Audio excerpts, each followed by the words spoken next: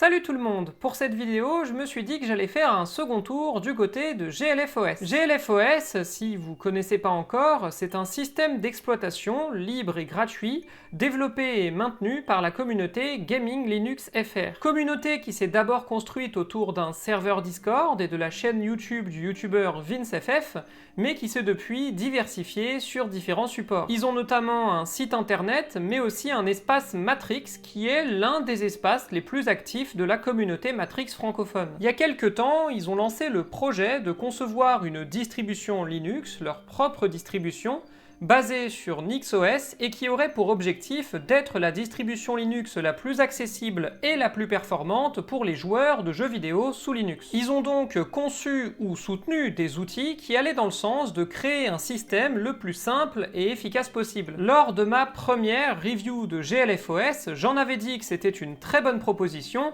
même s'il restait encore quelques soucis. Notamment les crashs intempestifs et aussi le côté un peu blotté avec des logiciels propriétaires que tu peux pas désinstaller. Mais malgré tout, ça restait un très bon système, tant pour le jeu vidéo, ce pourquoi il a été conçu, que pour les tâches de bureautique, ce pourquoi je l'ai utilisé. Entre temps, j'ai fait mon top 10 des meilleures distributions Linux pour le grand public et je l'avais placé assez haut, du fait de son accessibilité. Et entre temps, une nouvelle mise à niveau de GLFOS est sortie et est venue corriger certains petits soucis dont je m'étais plainte lors de ma première vidéo. De plus, je l'avais testé à l'époque avec l'environnement de bureau KDE, qui est en ce moment mon préféré, mais n'est pas l'environnement de bureau flagship de la distro, parce que ça, c'est GNOME. Du coup, je me suis dit que j'allais faire d'une pierre deux coups. Je vais tester GLFOS sur GNOME et je vais vous dire si c'est mieux que la dernière fois. Commençons évidemment par les bases. Quand vous arrivez sur GLFOS, vous arrivez sur un écran de bienvenue propre et bien organisé, avec pas mal de texte, mais que je trouve plus efficace et simple à comprendre que celui d'un Mint par exemple,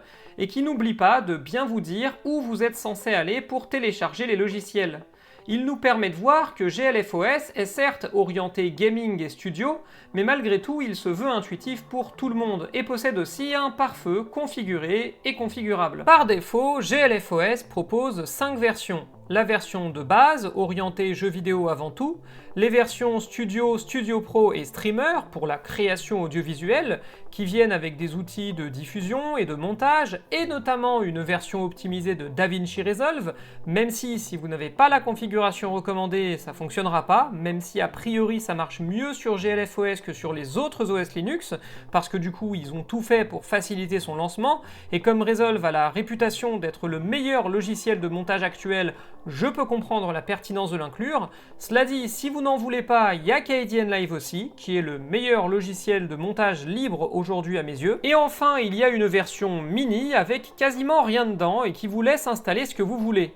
J'ai voulu partir sur cette version-là, vu que moi, ce que je voulais, c'était faire de la bureautique, donc le plus simple me semblait le mieux, mais en réalité, je vous la déconseille très fortement, parce que cette version vient sans la possibilité de connecter l'ordinateur à une imprimante. Or, l'impression, c'est quand même une tâche bureautique de base, alors je sais, Linux et les imprimantes ça fait deux, mais je trouve le choix un peu bizarre. Bref, si vous voulez imprimer des trucs, passez par l'une des autres versions, vous gagnerez du temps et de l'énergie. Pour ce qui est de la demande d'aide, GLFOS est backé par une communauté francophone et des développeurs majoritairement francophones.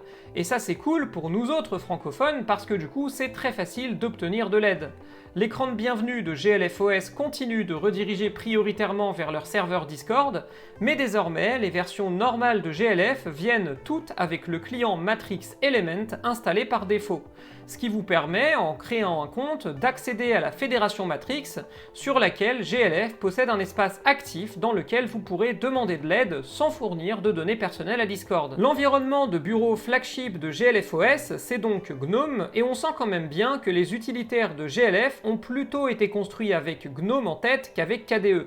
En témoigne le magasin d'applications Easy Flatpak, qui respecte sans problème l'ergonomie de GNOME. En dehors des applications de base, qui sont une petite sélection de paquets Nix, GLFOS repose exclusivement sur la Logitech du FlatHub pour les applications tierces, et les Flatpak étant bien intégrés dans GLF, ça fonctionne sans trop de soucis, même si je garde mes réserves sur la stabilité des Flatpak. J'ai retrouvé sans problème toutes mes applications et l'installation se fait de manière ultra fluide et ultra rapide. Il n'y a que Jiri que je comptais utiliser comme client mail qui n'a pas fonctionné, et du coup j'ai pris Evolution à la place. Easy Flatpak vient aussi avec ses originalités. Déjà, la possibilité d'installer des packs d'applications pour le jeu vidéo, le développement et le design graphique pour le moment, et aussi la possibilité de rétrograder une application si vous rencontrez un problème avec une mise à jour. C'est, à l'heure actuelle, l'application de téléchargement de logiciels la plus agréable que j'ai eu à utiliser. Elle est plus fluide et en même temps plus complète qu'un GNOME Software, par exemple. Et contrairement à ma précédente vidéo, elle est désormais disponible en français. Le seul bémol d'Easy Flatpak, c'est que les noms et les descriptions des logiciels ne sont pas traduits, et s'afficheront donc en anglais. Même si l'appli réagit correctement aux mots-clés français, ce qui est déjà ça. Toutes les applications se sont lancées sans problème sur le système d'exploitation. GLFOS vient avec une version légèrement customisée de GNOME, vous avez un dock persistant qui disparaît quand vous ouvrez un logiciel, un petit plus pour les débutants et qui ne casse pas pour autant la philosophie ergonomique de GNOME, donc c'est cool. Et un petit thème d'icône pour unifier l'expérience, ce qui est toujours ça de prix. Enfin, concernant les mises à jour, c'est toujours aussi agréable que la dernière fois, puisque vous disposez d'une automatisation complète sans le moindre temps de chargement. Les mises à jour s'installent en tâche de fond au démarrage du PC, vous avez juste une notif et c'est terminé. Et grâce au caractère immuable de la distribution, les mises à jour ne cassent rien.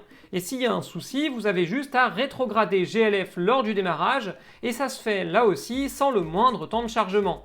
Vraiment, là, tu peux difficilement faire plus simple et plus stable pour un ordinateur. Du coup, j'avais déjà été assez positif sur GLFOS lors de ma première vidéo sur le sujet, mais là, je vais l'être encore plus. Déjà, c'est une distribution très stable et très accessible, et qui est extrêmement, mais même excessivement facile à maintenir, vu qu'elle se maintient toute seule. Et ensuite, parce que les défauts que j'avais pointés la dernière fois ont, pour une partie d'entre eux, été réglés. L'interface de la Logitech est désormais traduite en français, même si les applications restent en anglais, mais c'est quand même déjà mieux. GLFOS ne passe plus uniquement par Discord pour la demande d'aide, mais propose désormais aussi par défaut le client Matrix Element, ce qui est déjà un pas en avant supplémentaire pour la protection de vos données personnelles. Et contrairement à la dernière fois, ce coup-ci, je n'ai pas rencontré les crashs intempestifs que j'avais eu. Accessoirement, la version GNOME est mieux fignolée que la version KDE, tu sens qu'ils ont conçu GLF plutôt avec GNOME en tête. Il reste encore des défauts, comme le fait que la version Lite vienne sans la fonction imprimante, le fait que du coup, dans Easy Flatpak, les logiciels et leurs descriptions ne sont pas traduits en français, le fait que ça se repose à 95% sur des Flatpak, même si c'est moins un problème qu'avant,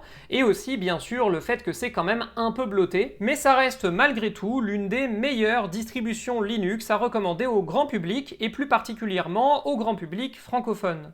Sur ce, moi je vous laisse, à la prochaine!